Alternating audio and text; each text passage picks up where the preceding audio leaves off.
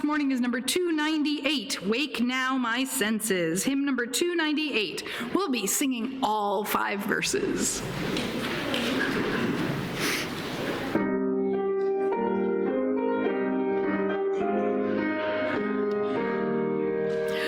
Wake now my senses and hear the earth call. Feel the deep power of being in all. Keep with the web of creation your vow.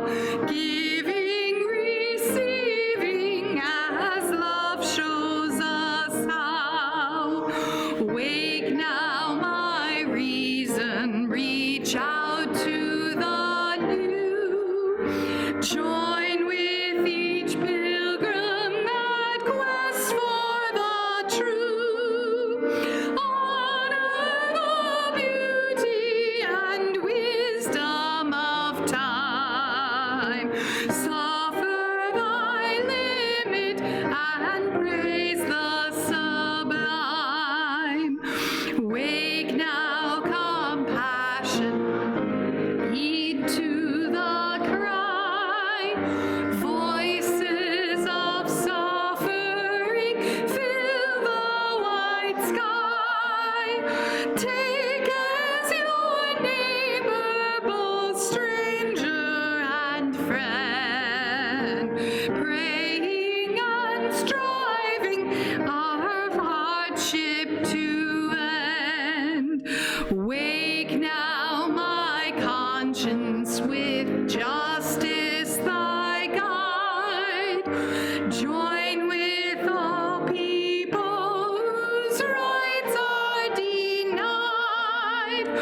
Take not for granted a privileged place.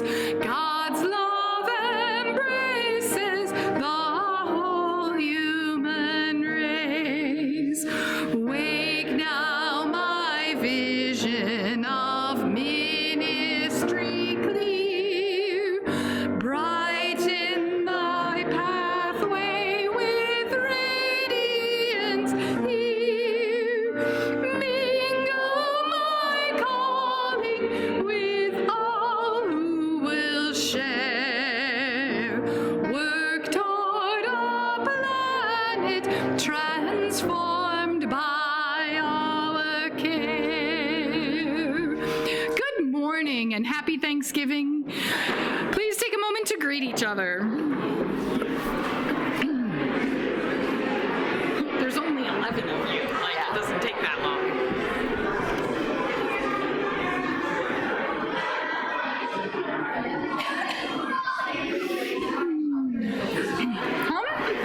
Oh, thank you.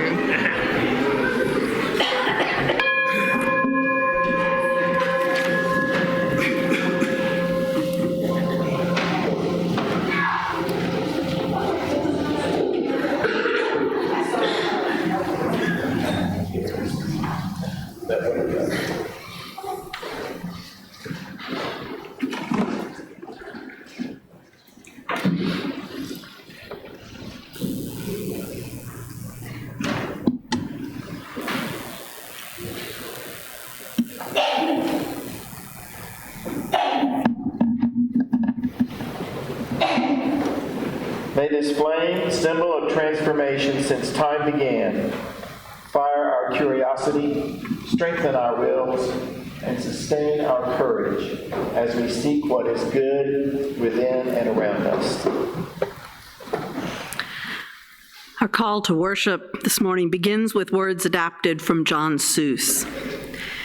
To be of the earth is to know the restlessness of being a seed, the darkness of being planted, the struggle toward the light, the pain of growth into the light, the joy of bursting and bearing fruit, the love of being food for someone, the scattering of our seeds, the decay of the seasons, the mystery of death, and the miracle of birth.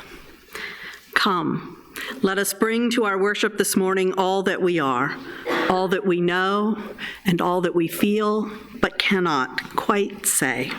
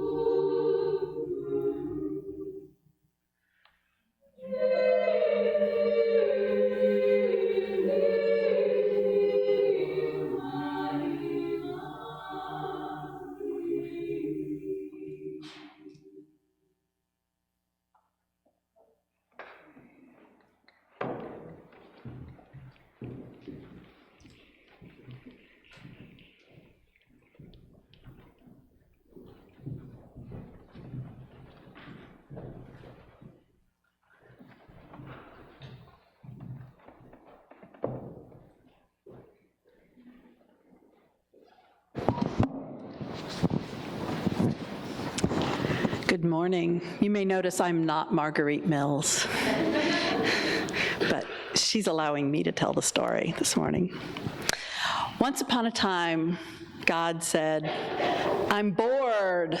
I don't have anything to do. What shall we do?" And suddenly God's friends were there.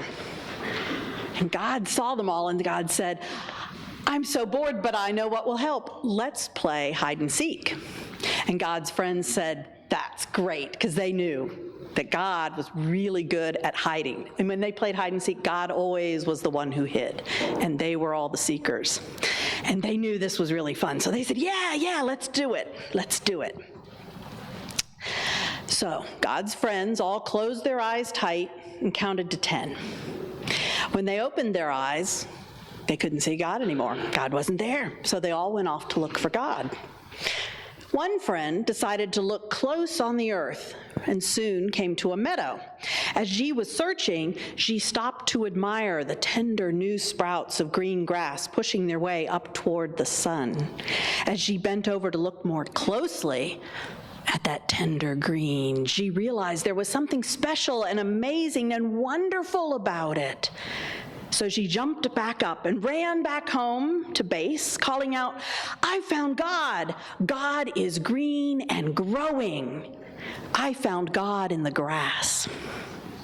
Another one of God's friends decided to look for God in the night. She watched the sun go down and heard the workaday noises stop and saw the lights in the houses go out. As it got darker and peaceful, night wrapped itself around her, and she listened very hard. And then she realized there was something special and amazing and wonderful about it all. And when it was so still that she could see and hear nothing at all, she suddenly jumped up and ran back to home base, calling out, "I found God. God is dark and peaceful. I found God in the dark." A third friend looked on the earth and felt, A third friend looked on the earth, felt the mystery of the grass growing toward the sun. They stayed and watched the night come on, and they felt the mystery of the darkness and the stars. They thought to themselves, these mysteries, they're indeed special and wonderful and amazing. But when they finally made their way back to home base, they said, "I found wonderful mysteries, but I'm not sure yet whether that was God that I found. I'm not sure I want to call them God." A fourth friend decided to look for God where people were. He joined a group of people going home from work and went with them into the store where they bought food. He went with them back out on the street as they started for homes. He was with them when someone came up and said, "Please, I'm very hungry. Could you share some of that with me?" And they did. He watched these people sharing their food, and he realized that there was something special and amazing and wonderful about these people. He turned around, ran to home base, calling out, "I found God. God is love and sharing. I found God in people who care for each other." Finally, two more of God's friends decided to look for God together. After a time, they came to a house and decided to look for God inside. When they went in, they found themselves in a room with a mirror. They went up to the mirror, stood side by side, and looked at what was in front of them. They're looking for God in the mirror. And as they looked in the mirror, they realized that there was something special and amazing and wonderful being reflected in the mirror. They turned around, ran to home base, and said, "We found God. God is in us." At this, God appeared again in front of them, visibly. And God said, "I had so much fun with that. Each of you found me in different places. Weren't those good hiding spots? Some of you found me. Others weren't sure. Others are still looking. That's okay, because the most important thing is just to play the game. Let's do it again. I'm sure I can find some other good hiding places." And they all called out, "Ollie, Ollie, Oxenfree," and the game started all over again. But our story is over. And now we will sing the children out to their classes, pre-K through 8th grade. We'll go with Marguerite through this door. We'll sing them out using the song inside the back cover of your gray hymnal.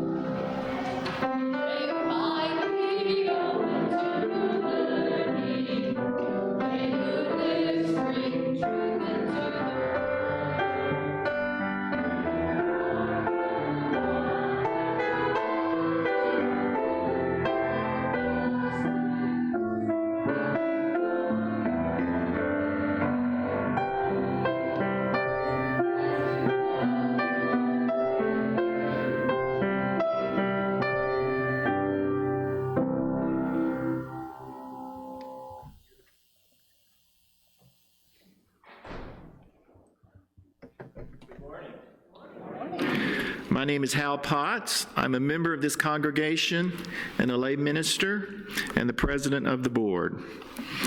It is my pleasure to welcome you here in the sanctuary this morning and also those joining us online. In order to reach a wider community than those able to be physically present on Sunday morning, our services are live streamed on YouTube and Facebook. Joys and concerns are not live streamed or recorded. Before I continue, let me remind you to turn off your cell phones. As Unitarian Universalists, our spiritual paths vary, but in this congregation, we have made a covenant together. We affirm our interdependence, celebrate our differences, and work for justice. We deepen our relationships as we create a compassionate, welcoming community, nurture spiritual growth, and act on our values in the broader world. I'd like to extend a special welcome to visitors worshiping with us this morning. We ask you to wear the paper name tags because it helps us recognize you as someone we'd like to meet. If you are seeking a spiritual home, we hope that you may find it here. Whether you are new to Unitarian Universalism or visiting from another UU congregation, we invite you to stop by the welcome table after the service to have your questions answered.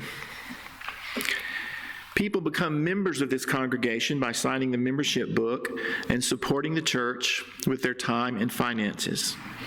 If you are considering joining the church, please talk to our assistant minister, Denise Gouch. Following the service, we hope everyone will enjoy coffee and fellowship in the social hall in the back, where you will also find information about current opportunities for engagement and reflection. There are many announcements in the weekly bulletin, which I hope you will take time to read. I have one more. Come to the Holiday Craft Fair on December 7th, 9 to 4 p.m., and find items made by local artists such as baked goods, fiber arts, pressed flower art, soaps, candles, jewelry, and home decor. Enjoy live music provided by Silver Sonics and our new book fair with various titles on spirituality, religion, and social justice. Thank you.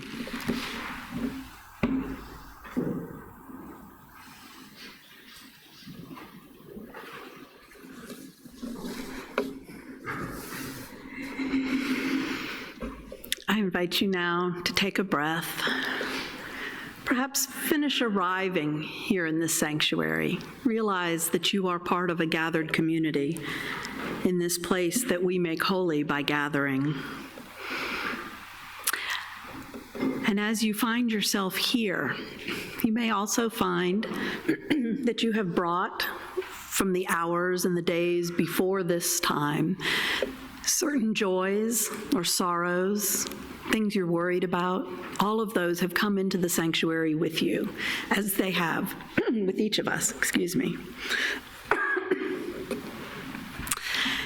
And it may be that there is a joy or a concern which is so profound that you would like to mark it here with this community. And if so, you're invited to come forward and place a stone in this bowl of water, which represents our community. Our lay minister this morning, Roddy Biggs, will help you with that stone and the bowl of water. If you would like for your joy or sorrow to be spoken aloud, there are yellow slips of paper in the pew in front of you. If you fill one of those out as legibly as possible, please, Roddy and I will read those to the congregation. You can hand me those slips as you come forward now.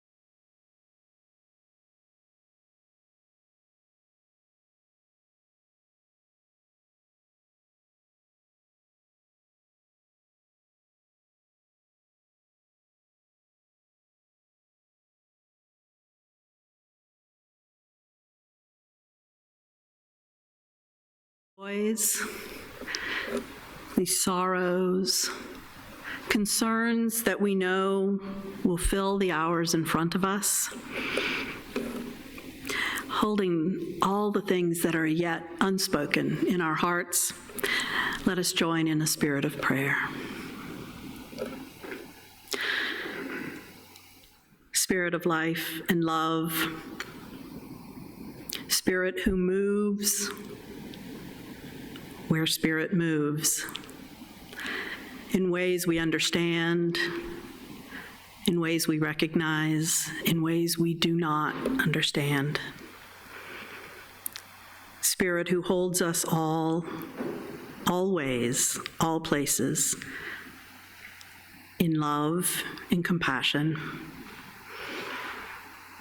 We're grateful this morning to be together, to share the joys, large and small, the concerns and sorrows, passing and enduring, all the things that are our lives, the things we can speak, the things we cannot. Everything that is ours is held by you, Spirit. May we react with gratitude, May we know this place as a place of peace, of support, of help, of courage-making, a place that equips us to make more justice in the world. May we spend our time here together in peace and go forth in joy to move in the world that you flow through and the world which we would make better for the people who come after us. Amen. Blessed be. May it be so. In a few minutes, the ushers will come among us with the offering bowls. If you are in the sanctuary but would prefer to give electronically, or if you are joining us through the miracle of the internet, you can always find instructions for electronic giving at our website, firstuunash.org. You may know that we share a portion of every offering we take on Sunday mornings with an organization that shares our values in the world outside this congregation's walls. Our Share the Plate partner for the month of December is Nurses for Newborns, and you can read a little bit about them in our order of service if you want to, but even better than that, because it's the first Sunday of the month, we have a guest here who can tell us more in person about the good work that Nurses for Newborns does. This is Amanda Dennison. Thank you for being here, Amanda.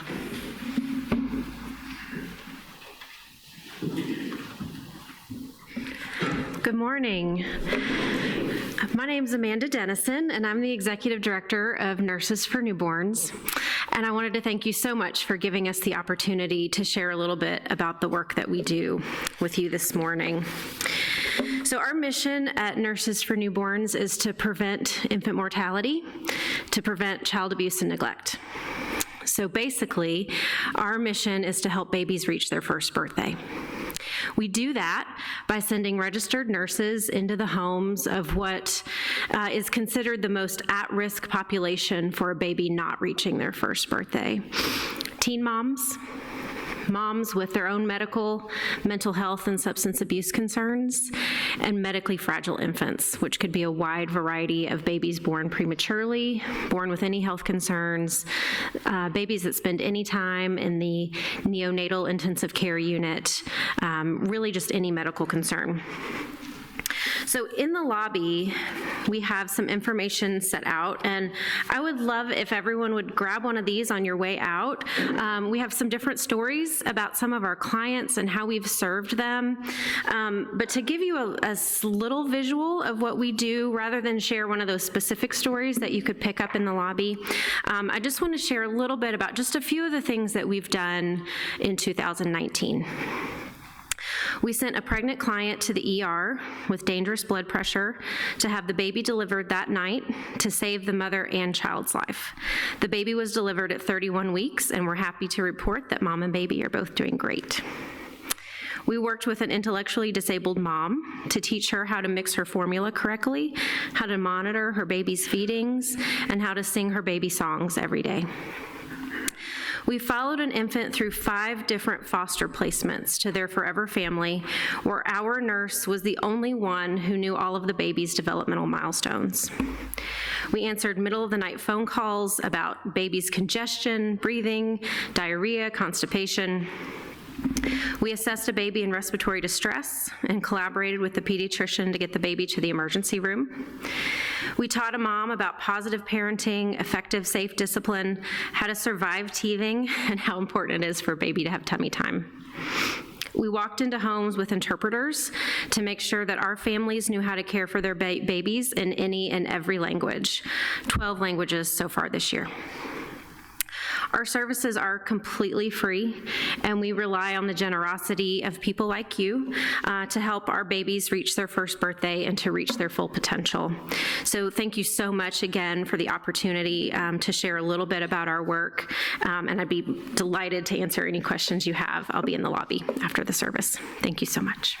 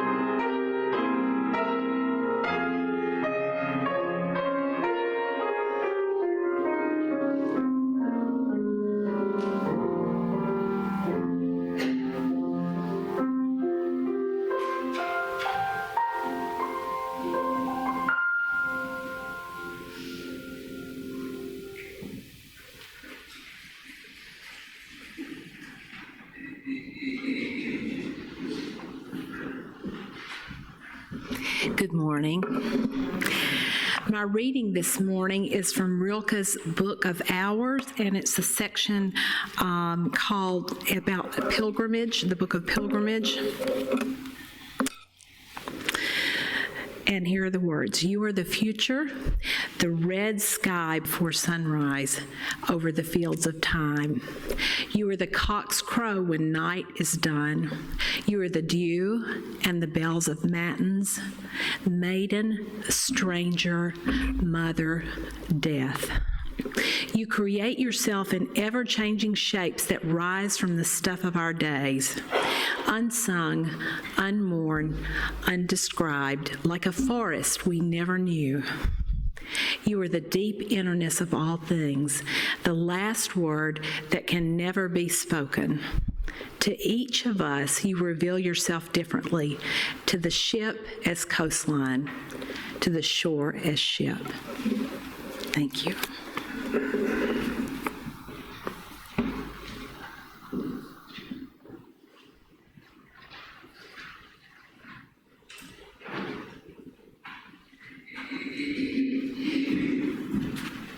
I'd like to invite you to join me in chanting a little this morning. It's kind of a chant. It's in your order of service in the insert, O God of countless names. This was part of our musical affirmation. Peg introduced us to the theme. It's in an interesting mode. It's minor-ish. If we could get a key. We're going to repeat it a few times through, so jump in as you are comfortable.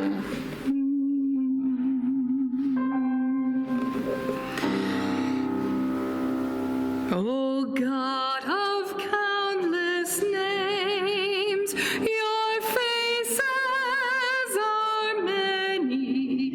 Your beauty is not bound by one image or creed, delighting in our difference. You call us as one family to look beyond our limits, to seek a wider view. Oh God of countless names, your faces are many. Your beauty is not bound to one image or creed, delighting in our difference. You call us as one family to look beyond our limits, to seek your wider view. Oh God of countless names, your faces are many. Your beauty is not bound to one image or creed, delighting in our difference. You call us as one family to look beyond our limits, to seek your wider view.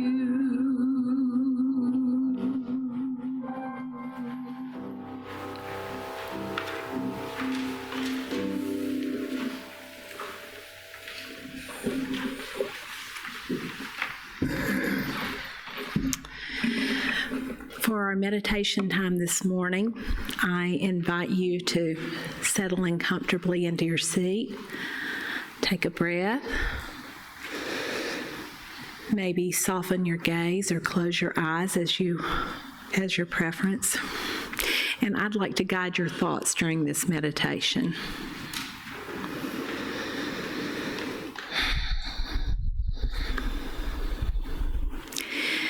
So first, I'd like to begin by acknowledging that many of us have been harmed by the notion of God or through our participation in past situations in churches. And I would just encourage you to remember that you are safe here.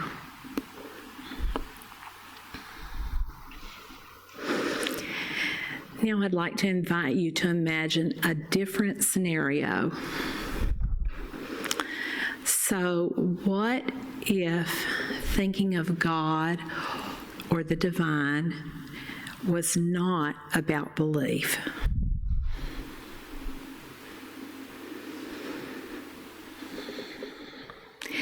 What if thinking of God was not about invoking fear?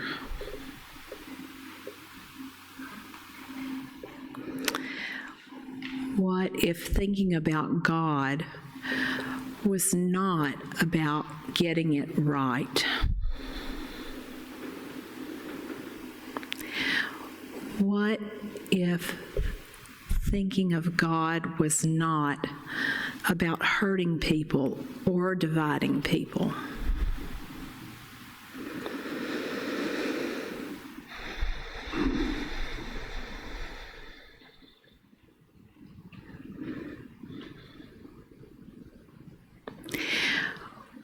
What if the notion of God simply meant you are welcome?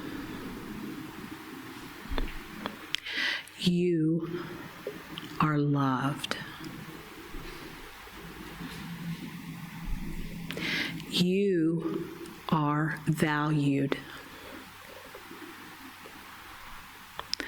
You are connected.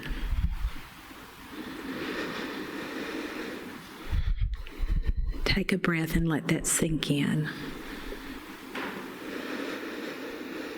You are safe here. May it be so.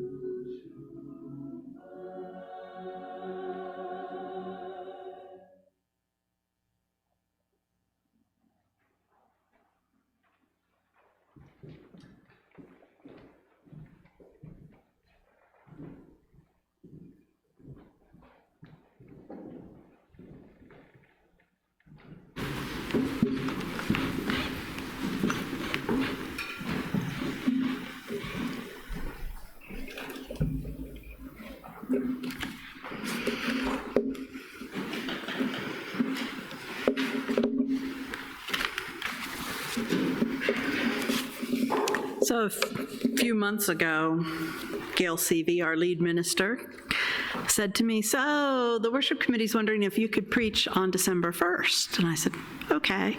She said, so the topic is God. And I said, oh. I'm up here with like reams and reams of notes written in very small letters, because it turns out I have a lot to say about God. Something you may not know about me is I spent just barely less than half of my adult life in training to be a historical theologian, so I can talk about God. And that was all, let me say, before I was a Unitarian Universalist or decided to be a UU minister.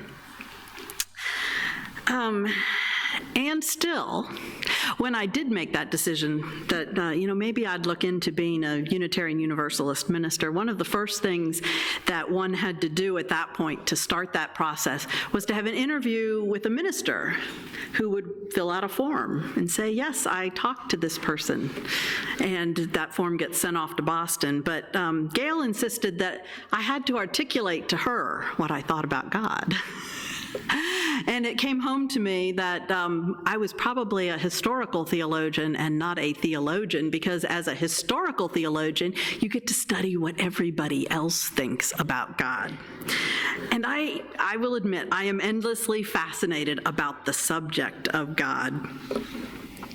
And when Gail said, no, you've got to tell me what you believe about God, here's what I did. I said, well, God is big. And in the years since, Jay is laughing because earlier this week she pointed out to me that I was actually just echoing a Monty Python skit. So you can go look that up later, it's worth it. But in the years since that, I've been in other conversations, I've said to people, well, back up, because I can't do this without swinging my arms. Here's what I think about God. I think God is big. And I will tell you, I'm going to say a lot of other words between now and when I finish this sermon, but really, I haven't moved past God is big. That's what I understand. And by that, I mean God is big. It's really hard. Anytime I start using other words, I start needing to qualify them. Say, well, God is big. God is everything, but not just everything, but not separate from everything, but this, but not that, and this, but not exactly. And it's really hard to talk about God in some ways, because what we think about God is tied up very closely with what we think about ourselves, how well settled in the world we feel. And we're all very well settled and well centered all the time, right? Yeah. When we're not, God starts to get a little scary, because I think the biggest problem for us is, what if I'm not right? And by us, I'm not even sure who I mean. I don't think that applies to every human on the earth. But it certainly does to most of the people I know. And that's for a lot of reasons. So somebody said to me while I was preparing for this sermon, so talking about God is different from talking about other things. And I think what they had in mind was that, yes, it comes, God, just the word God comes with lots of baggage. And it doesn't matter really where you come from. It's different baggage, but there's a lot to unpack in that word, right? It also occurred to me as I was actually reading Brian Wren, who talks about God talk, and God talk specifically used in worship. And he actually says the opposite. Talking about God feels different, maybe. This is my word still. But he says it isn't different than any other kind of language we use. And if you think about it, if I say the sky is as blue as, as blue as the quilt David's grandmother made that is laying across a bed in our house. You don't know exactly which blue that is. What is in my head, for which I have selected these words that you hear, hopefully exactly the way I said them, maybe not though, because I know my family tells me all the time I hear things they didn't say. But you hear them, hopefully, the exact words I said, but you ascribe other things. You rifle through your bank of memories, of sensory impressions, and you select something. So if I were to try to describe what the sky looked like 2 minutes before sunrise this morning, besides the fact that I didn't actually see it because I wasn't there, but let's say I was. If I were to try to describe it, there's no way that I could actually put the picture that might have been in my head into your head. So talking about God, I think, actually is a lot like talking about most any other thing, because there's no direct one-to-one exact correspondence between what's going on in my head and what comes out of my mouth in words that you hear, that you translate into something in your head that's formed by the experiences you've had, the thoughts other people have shared with you, and the memories and the sensory impressions that you've got a whole different filing cabinet of those things than I do. So we never are actually sure that we are communicating exactly what we hope to be. So talking about God, I'd like to say, is just kind of like any old conversation, which is easy for me to say because I spent way too long in school talking with people about God. It got real unscary after a few years. But really, it's just about our lives. And we're always guessing. I'm always guessing which words I might use might give you the same felt sense of God that I'm feeling when I'm trying to describe what I think God is. So, which is part of why I have to swing my arms around, because you know what that feels like, and you know what I mean, my body can only go so far, but I'm trying to reach and gesture farther, right? You kind of feel, you can feel that because you've done the swinging your arms around in the air, maybe sometimes anyway. But it is important to note that what we human beings think about God has been used in lots of different ways. Sometimes our thinking about and working with the idea of God, and by the way, God is just one cultural strand's way of naming this. It is not named in other places, or it is always named with qualification. Like, the Tao Te Ching from China, one of the real important texts, starts out with the sentence, Tao that is Tao is not Tao. It is and it isn't. Tao, if you put it, the word down, if you write it down on paper and say Tao, it's already not Tao. It's already not even pointing to Tao. It's an odd sentence to start an important spiritual text with, right? This is this and not this, and if it's this, then it isn't. It's already missed.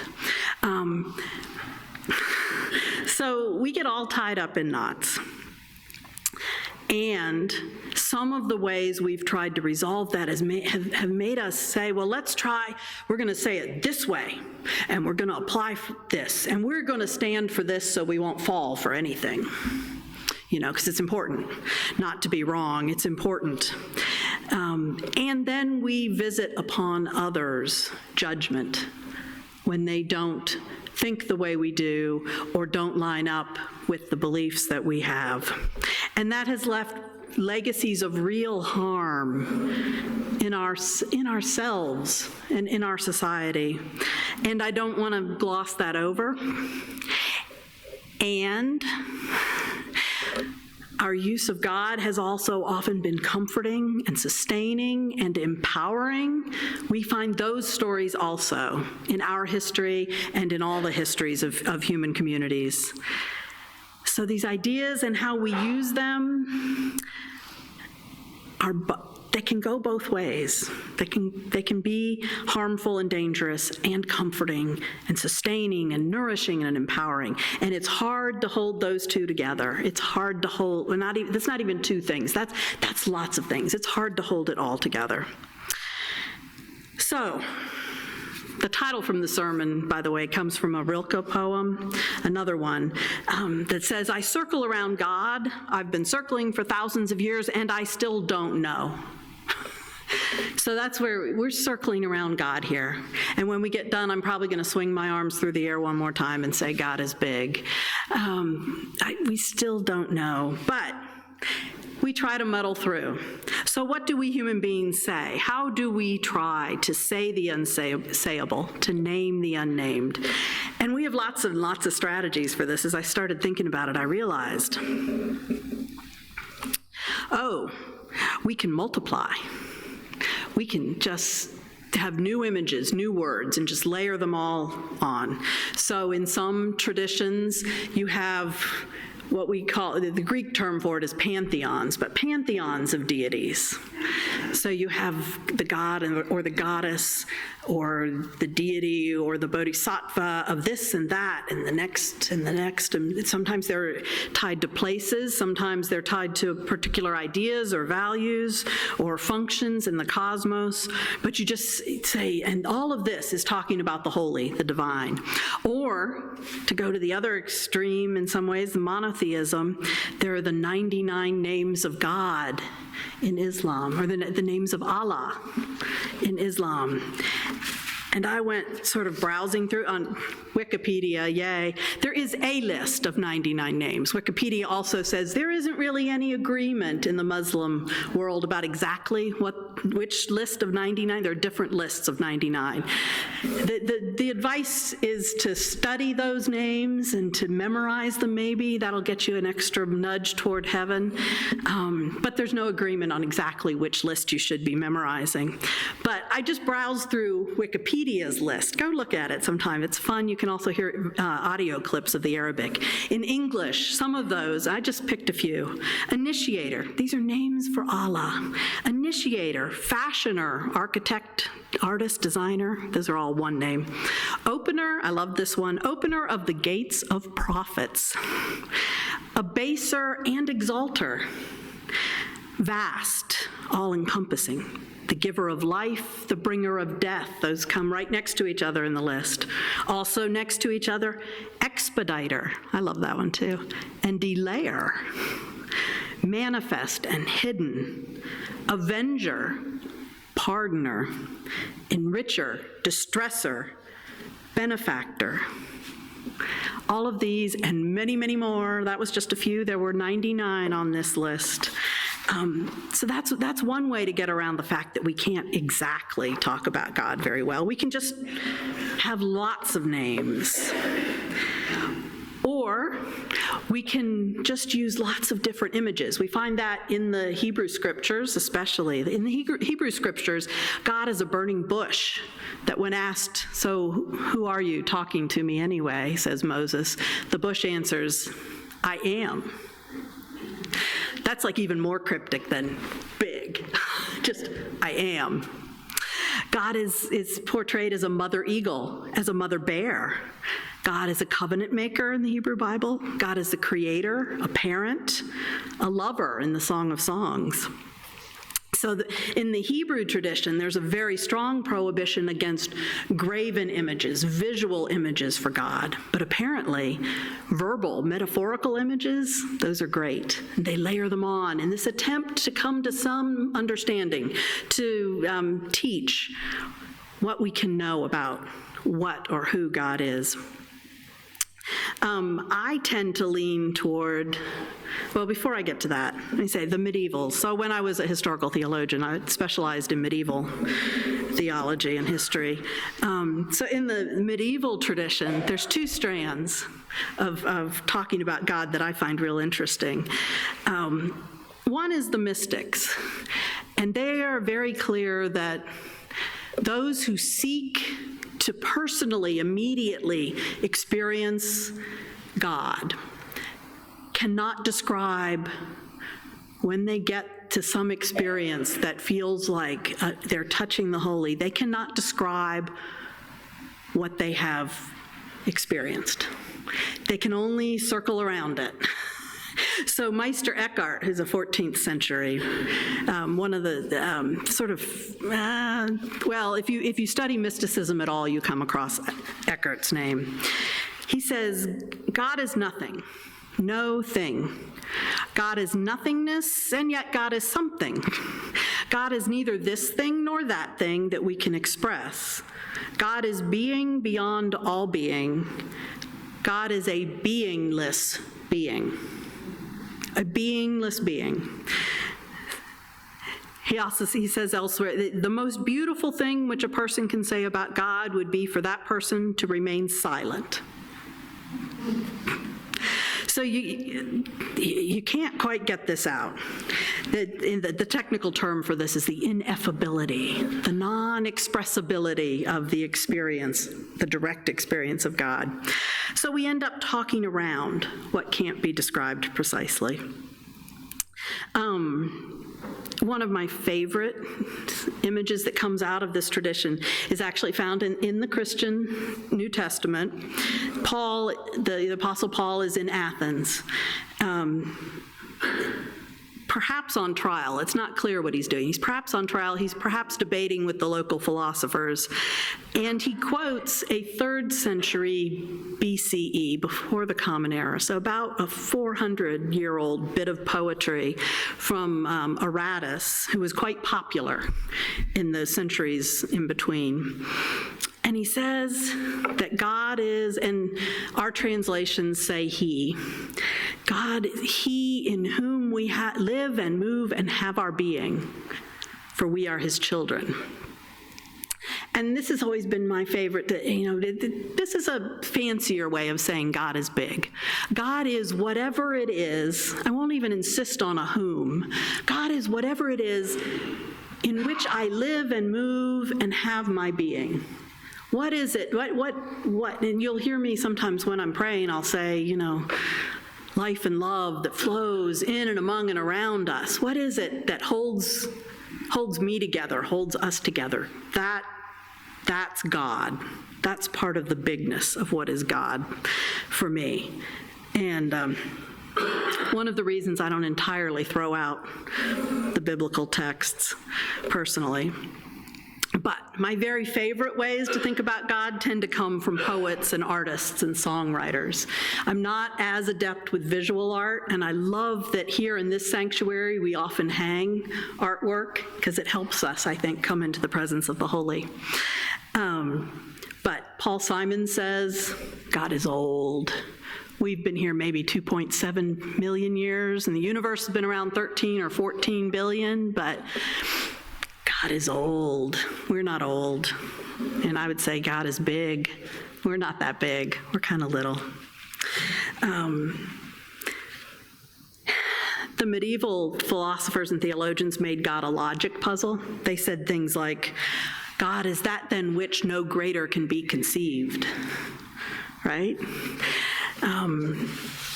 That's okay. They tended to pile up these very logical, very in their head, superlatives. So God is the greatest thing, the most powerful, the most all-present, the most all-seeing, the most all-knowing. And actually, Anselm was trying to prove that God existed by making that definition. And then he said, of course, if you can conceive of this being that is everything that is good, and you can conceive that that being does not exist, then the conception of that being that actually is real would be even greater than the conception of that being that isn't real. So therefore, God must be real, right?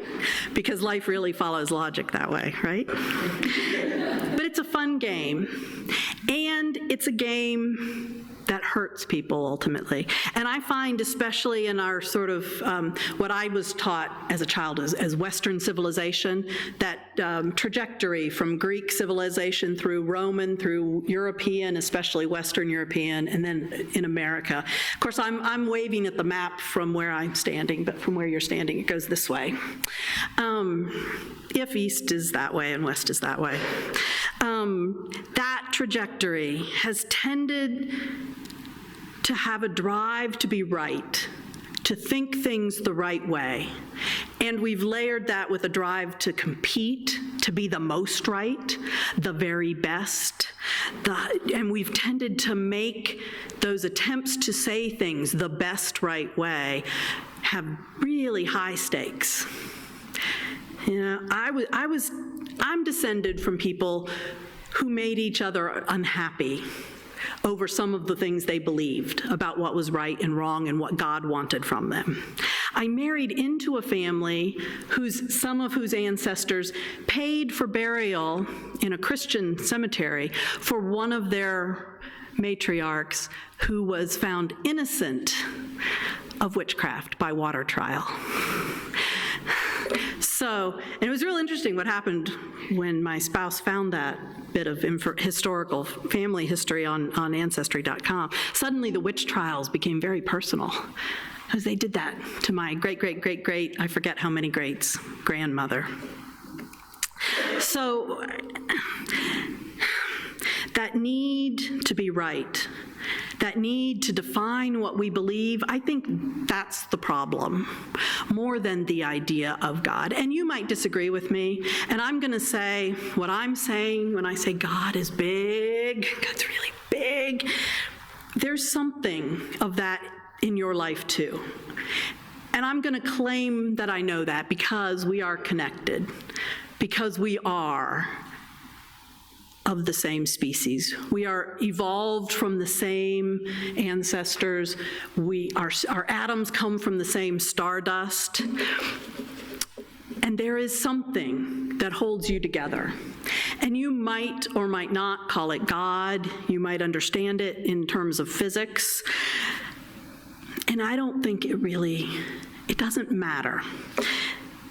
And it does matter how we talk about God. It matters when it affects how I feel about myself. It matters when it interacts with how I approach the world, what I think my role is, what I need to do to get on with my days. But it doesn't matter in terms of my ultimate disposition, the heaven or hell thing. And guess what? You know what? We can talk about God, or we could talk about not God, or we can talk about lots of gods, or one God, or many gods, because we're universalists. And ultimately, we say we're all connected. And we do talk about God because we're Unitarians, and we say every single person matters, and every single thought is worth trying to get somewhat right, somewhat where it doesn't impinge upon the worth and dignity of other people. So, personally, theology is one of my favorite playgrounds. And it's important, and I love it, and I'm delighted by it. But I want to leave you with this question, and I'm going to echo Elaine's beautiful meditation. What if no matter how you understand God, no matter what reservations you have about that whole conversation, about religion, even perhaps about whether spirituality, religion need to be distinguished from each other, what if no matter any of that, you are loved and welcomed and connected? And that's hard to imagine sometimes, because life, as I would say if I was tweeting, but I mean life is hard. And life gets in the way of we don't feel loved and welcome and connected all the time. We don't. But what if that's the basic truth of our lives? And what if somehow that's what God is about? What if we really are safe, or at least safe enough? because there's absolutely no guarantees of safety anywhere. And I come back then to, again, it's Paul talking again, this time writing to the Romans, the Christians in Rome. And he says, "For I am convinced," and I am too, me, Denise, "I'm convinced that neither death, nor life, nor angels, nor rulers, nor things present, nor things to come, nor power, nor height, nor depth, nor anything else in all creation will be able to separate us from the love of God." So however you name it, there is a something that holds your life together, that connects you to me, and nothing can ever change that. My hope is that we all play with that, try to live into that, try to find out what it means to think about that together, that we all feel more and more convinced that nothing can separate us from what really is. May it be so.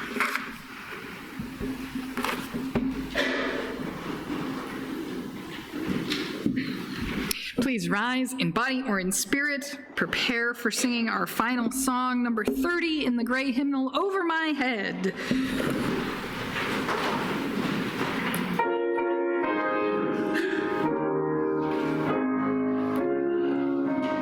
Over my head, I hear music in the air. Over my head, I hear music in the air. Over my head, I hear music in the air. There must be God somewhere. Over my head, I hear singing in the air. Over my head, I hear singing in the air. Over my head, I hear singing in the air. There must be a God somewhere.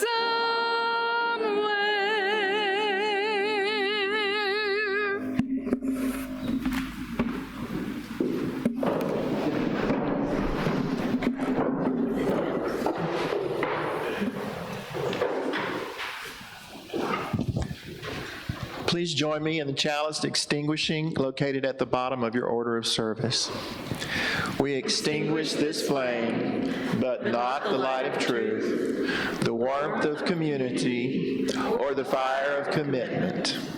These we carry in our hearts until we are together again.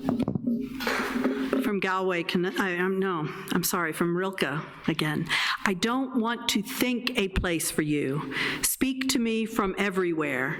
Your gospel," and I think you mean good news, let's translate. "Your good news can be comprehended without looking for its source. When I go toward you, it is with my whole life." Friends, our service is ended. Let us depart and move with our whole lives, our whole selves, toward whatever is, however we name it, call it, or understand it. Go in peace.